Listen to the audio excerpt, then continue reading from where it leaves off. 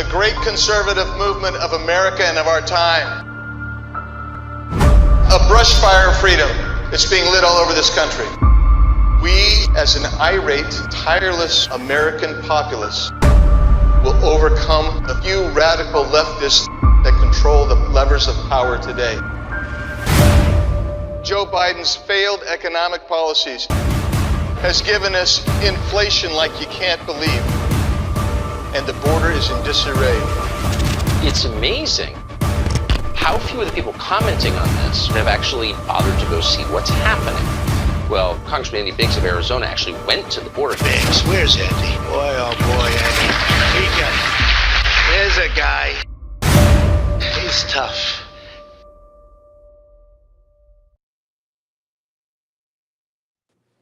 Hello, everyone. Welcome to another edition of my semi-regular podcast called What's the Biggs Idea? I'm Andy Biggs, Congressman from Arizona's 5th Congressional District, and we're happy that you join us today, or if you're watching this on a recast, which you can see on Apple or on Spotify. So thanks so much for joining us. I am delighted to welcome a good friend of mine who I've known for a good many years, from Yuma, Arizona, in the belly of the border beast right now.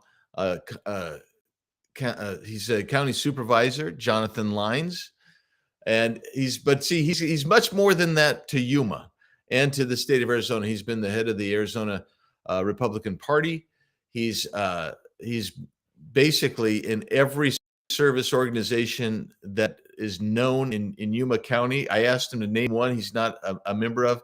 He came up with one. I was surprised he could. This guy has been a great friend. He's taken me and he's taken my wife, and he's taking numerous members of Congress, and anybody who wants to go see the border, he will do it. In fact, he will do it at all hours, night or day, because right now the super highway of illegal immigration in Yuma is coming in probably from midnight to 4 or 5 in the morning. And so, Jonathan, thanks for taking time out and being with me and talking to America today about the border issues. It's good to be back here. I wish we were talking about something more pleasant. Yeah, me too. Me too. I'd like to talk about that classic car show you got coming up. Midnight So fantastic.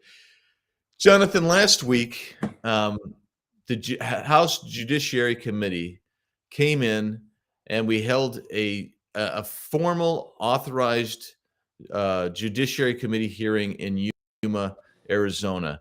And I'll play one clip real quickly and ask Matthew to play it, and then we'll talk about what it meant to you and to Yuma and what should be the takeaways of that hearing. So Matthew, if you'll play this clip, please. Are actually expending hospital funds, community hospital funds, to actually move people to family members or elsewhere around the country. And there are many that you are sending that you don't even know their destination.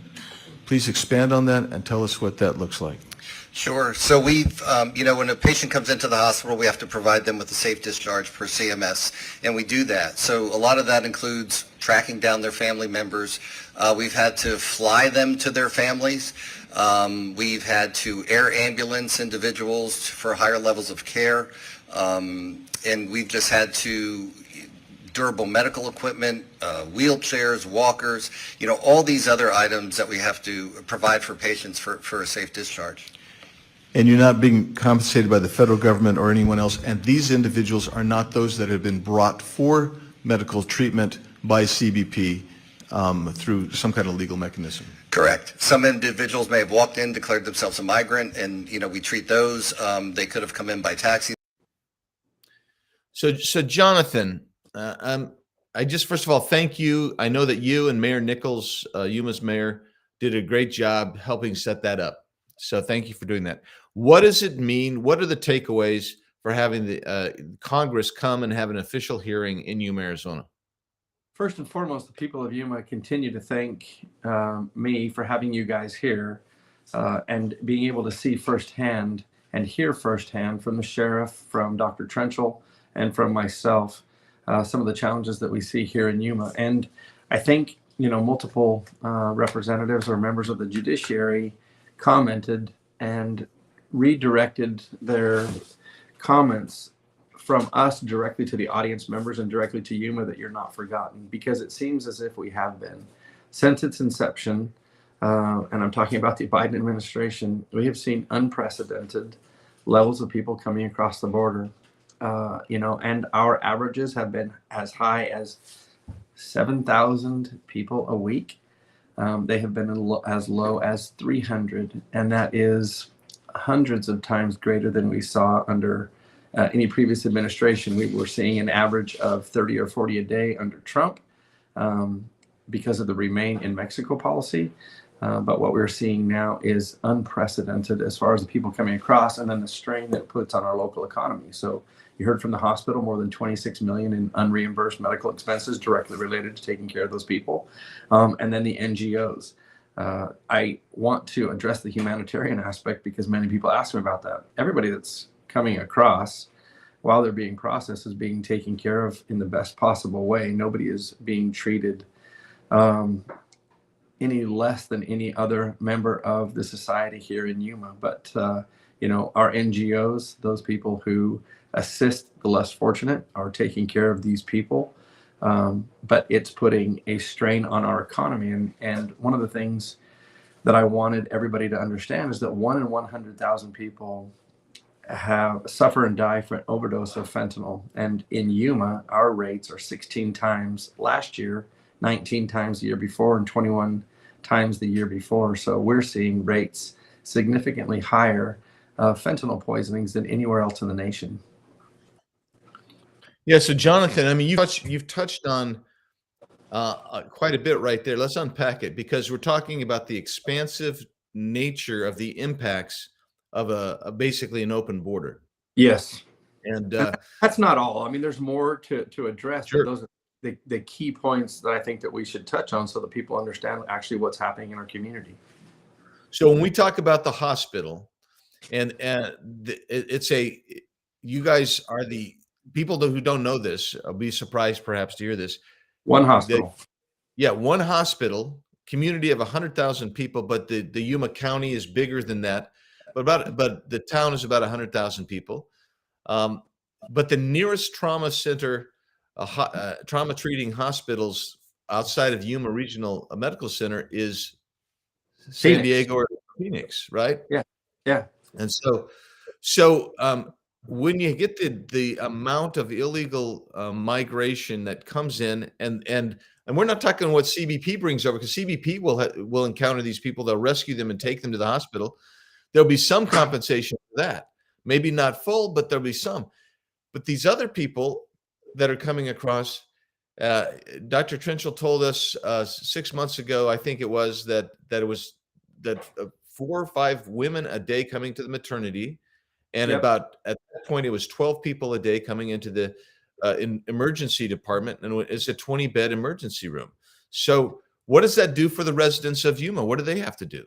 I have had probably 20 plus phone calls in the last few months telling me, hey, Jonathan, we just want to let you know there's no room in the Yuma Regional Medical Center. We are on our way to Phoenix, not for elective surgery, but to deliver a baby. Perhaps the wife had gone into labor, or if it was a scheduled induction that was not able to take place, they went over to Phoenix. We have had other emergency services not be able to be addressed. And a lot of these people coming across, it's not simply just the maternity ward.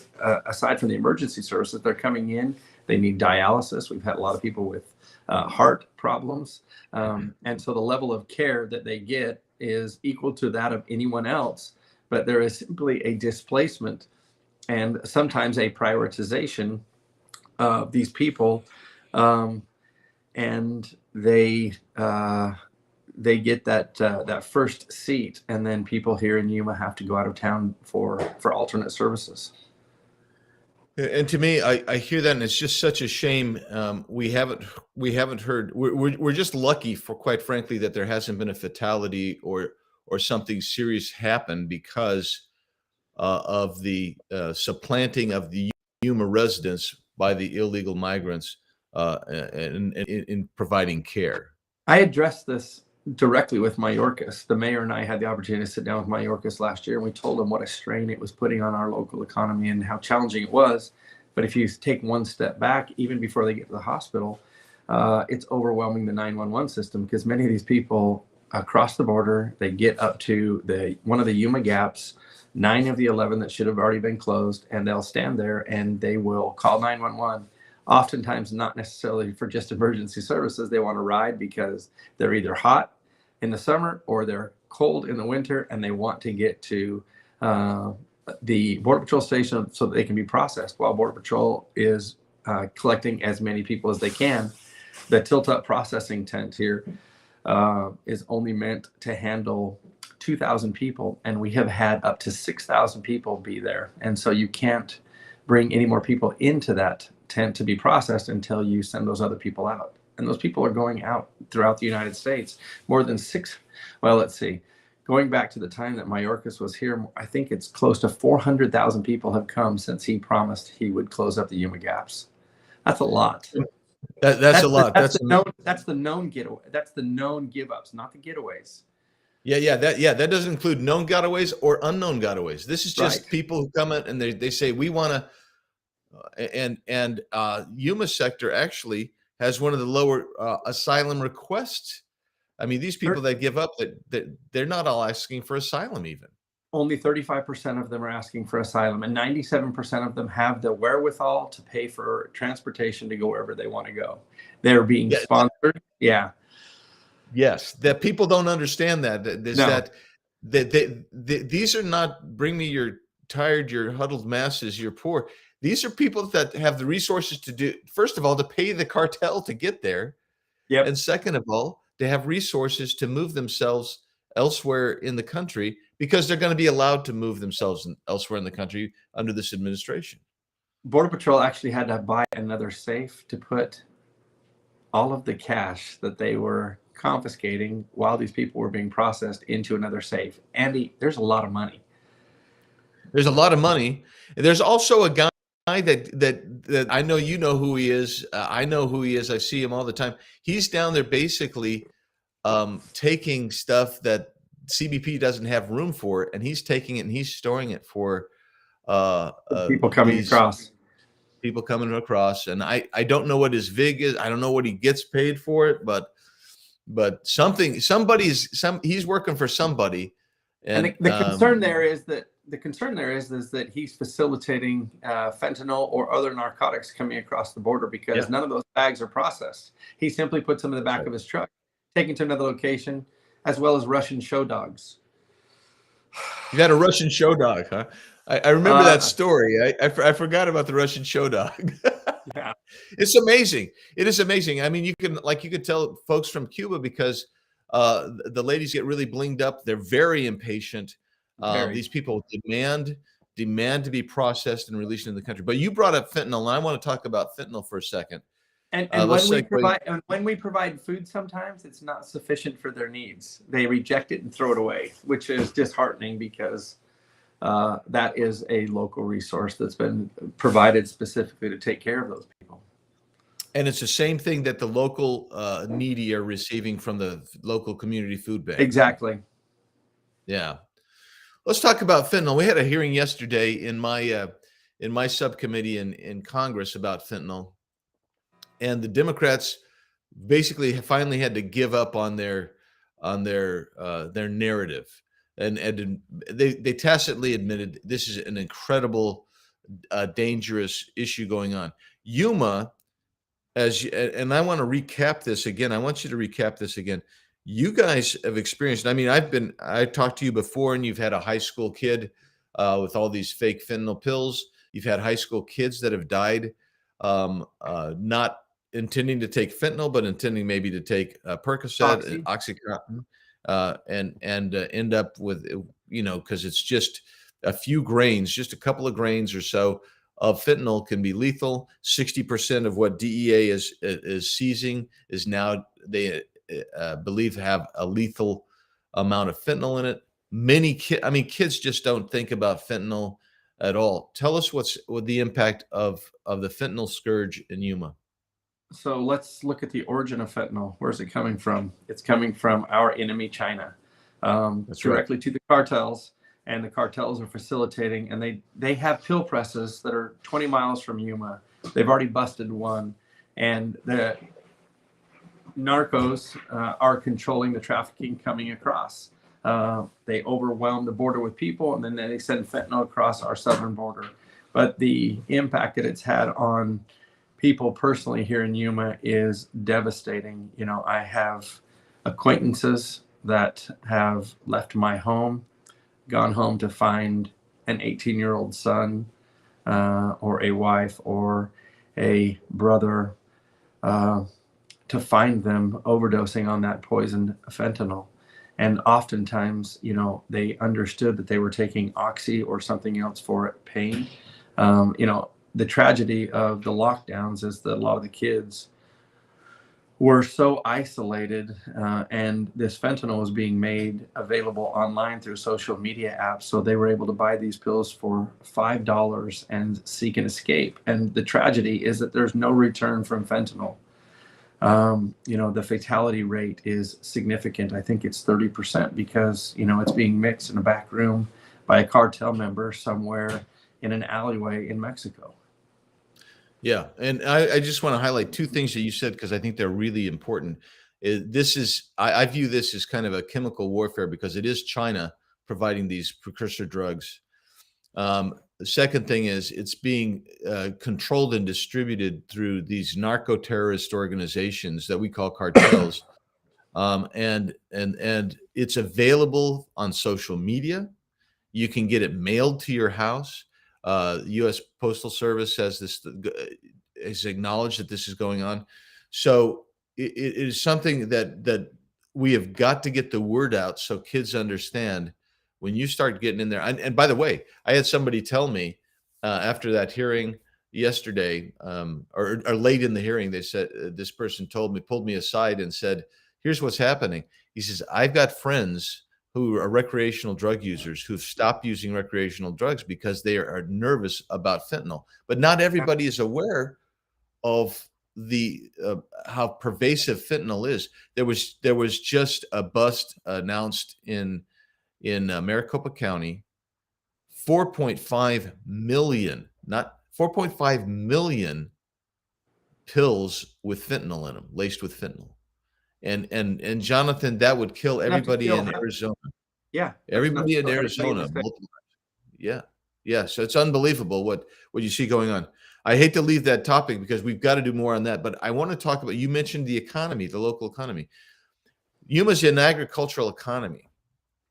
90% of leafy green vegetables for 6 months out of the year come from Yuma, Arizona. We met with farmers, ag people. We've met with ranchers. I've met with ranchers all over the border.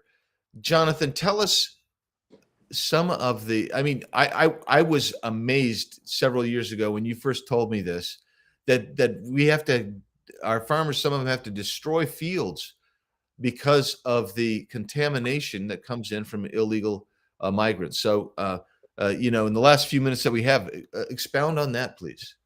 One thing real quick that my sweet wife has reminded me of, most of these people coming across don't have the means to actually make their full payments, so they're indebted to the cartels. Absolutely. They're slaves. In their service. Yeah, and they're slaves. It's modern day slavery, and this administration is propagating modern day slavery. But let's talk about agriculture real quick. 93% is coming from Yuma. The agricultural producers here have self-imposed food safety security requirements that exceed anybody in the nation. When they started, the binder looked like this, and now it's about like this. And that's self-imposed for the industry. So they have all had to hire extra security to guard their fields. And when they detect an unauthorized entry, they are so hypersensitive to anything coming into that field, whether it be a person's footprints, or whether it be a dog, a coyote, or whatever. If they detect, and when they detect, and they have people inspecting those fields on a daily basis, when they do that, they either till that under, or they extract everything, or let it go to seed, because they will not allow anything to be shipped. And a lot of these farms are right there along the border. So they are hypersensitive to the foot traffic coming across, and they're not willing to take those risks. And We have asked for those gaps to be closed so that the people who are impatient to get wherever they're going would not be able to come across in traffic. Aside from that, we wouldn't allow. Just on that point, just real quick on that point, when you close the gaps, you're funneling the people to a certain point, and you can control them and prevent them from getting to the fields. I think that's the point. And that's exactly what Governor Ducey did with those Connex boxes. And then the state of Arizona sued because he controlled the traffic to one point where it was able to be controlled. And then Mayorkas says, we're going to close the gap. How long has it been? It's been over a year. Yeah. Yeah. So, and by the way, I hope people understand that when these farmers have to plow under a field, that's an uninsurable loss. Yeah. They have to eat the cost of everything from the seeds, the fertilizer, the water that they've paid for, the labor that they've had to put in. It is gone, and they don't get in. That's a non-insurable loss, and the federal government doesn't pay them back for it, even though there is some causation there by the federal government's a failure to do its job. Yeah. I got to ask. They've all had to hire security, Andy, to keep people simply out of the fields and push people away from those areas, whether they be illegal or not. But the majority of the unauthorized entries had been illegal. So we got about 2 minutes left, and I got to get this in before we go. But make sure to tell your wonderful wife thanks for letting you always go out. Oh, she's listening. Okay, thanks. I don't want to say your name on because I don't want to get you. Well, Rosie, thank you. I'll just say thank you. And I hope nobody hassles you for talking to me in this podcast. But in any event, the next thing I wanted to say is I'm proud to stand with you. Thanks, Jonathan. You had an interesting exchange with Congressman Gates. I don't want to lose track of my mind here as I'm thinking about it. There's so much to talk about we didn't even get to talk about. You had an interesting exchange. You may have felt uncomfortable, but he asked you a very pointed question. He said, "Did Secretary Mayorkas ever lie to you?" And you answered, "Yes." And he committed to filling these gaps. Yeah. And what would it mean to actually fill the gaps? So all of the materials to close these gaps have been sitting on the ground since the Biden administration took place. The American taxpayers have already paid for all of this. The contracts have been paid. The materials are constructed sitting there. I asked the secretary, will you please close these gaps? He told us in that meeting with the mayor, with the chief of Border Patrol, with the chief of Yuma sector, and his attorney present, we will close 9 of those 11 gaps. We had follow-up. Okay, it's going to be taken care of in 2 to 3 months. Guess what? Nothing ever happened. We followed up with his office. Nothing ever happened. Okay, it's going to be done by August. Okay, it's going to be done by September. Okay, the contracts have been issued. Now we are going into March of the following year. Almost more, honestly, it's 13 months since we met. And they have attempted, there is some construction tape in those areas in 2 of the 11 gaps. Meanwhile, more than 400,000 people have come through Yuma since he told us he was going to close those gaps, and untold quantities of illicit narcotics coming across, including fentanyl, that are poisoning Americans. That's what every visiting congressman, governor, or senator has told me. It's not a Yuma problem. It's not an Arizona problem. It is a problem that every single community is facing now. Every town is a border town, and every state is a border state. Jonathan, we've got to go, but I got to just say there was so many other things I wanted to talk about. I mean, not the least of which is that you guys, Yuma sector is now seeing more runners than it has ever seen. Ever. The runners are the people dressed in camo trying to get away, and so now you got the CBP agents distracted by the give ups. But the gotaways are fleeing around, and they're bringing in the drugs that you're talking about, and the really bad people, that we know are bad. People on the terrorist watch list have been detained in Yuma. How many people have not? Yeah, walking down a road a mile from a home. People on the terrorist watch list from the Middle East. So we didn't get a chance to really expand on that. The other one is, I'm always baffled by people like the mayor of New York City, who got 30 to 50,000 people bust to his community. And Yuma, a community of 100,000 people, had four times that many people. Yeah, they have that much in a month, and they have had four times that many people come across in the last year or so. I just say, get real, you liberal northeastern Americans. You need to feel what's really happening on the border, and stop this denial that you're in, and let's solve this crisis. Congressmen, senators, and governors have traced the drugs, the fentanyl coming across the Yuma border. 90% of the fentanyl is coming across Arizona, but they've traced it directly into their communities. It's coming soon to a neighborhood near you. Yeah, Tucson sector's #1 on fentanyl smuggling, and Yuma's got to be a 2 or 3 right now. So, in any event, thanks for all you do, Jonathan. Thanks to Rosie, your wife, who supports and actually she's a great leader in her own right. So thanks to both of you, and we'll keep fighting together. And yes, sir. And God bless you guys down there in Yuma, and we're fighting for you. Thank you very much, Andy. Thank you, and thanks for joining us today on What's the Big's Idea. Hold on, I wanted to give you Jonathan's. You can follow Jonathan at Twitter at JWLines. Or you can go to yumacountyaz.gov and see what's going on in Yuma County. You can follow me at Rep. Andy Biggs AZ on Instagram at Rep. Andy Biggs. You can go to my official site, biggs.house.gov. You can see me at Truth Social at Rep. Andy Biggs AZ. Spotify, What's the Big's Idea? Apple Podcast, What's the Big's Idea? And Jonathan, have a great day. You too. We'll talk